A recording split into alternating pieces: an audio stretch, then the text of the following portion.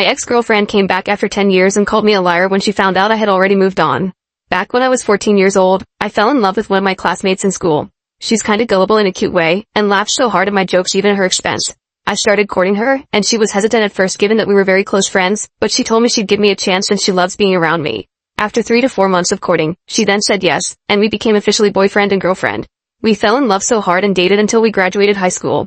After the graduation, it was summer break, she told me she needs to live with her sister in the capital city to attend college.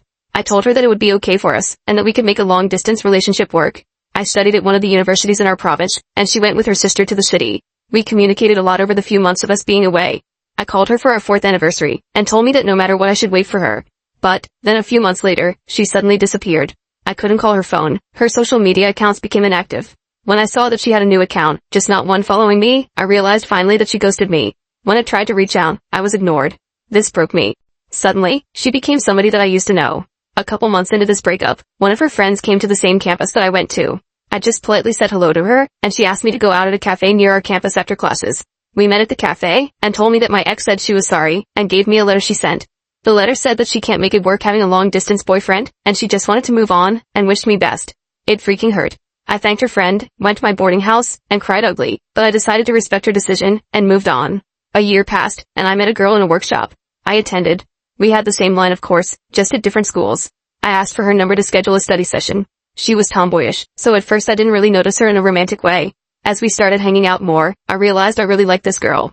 She started wearing fit clothes, and I noticed her face was really pretty when her hair was not ponytailed. After almost a year of hanging out, I courted her, and she excitedly said yes, saying that she liked me for the longest time. She just didn't want to initiate something because it was kind of frowned upon in our country. Now, we're both professionals, have a cute daughter, and have been married for 8 years. Suddenly, I got a call from an unknown number. It was my ex-girlfriend asking if we could meet for coffee.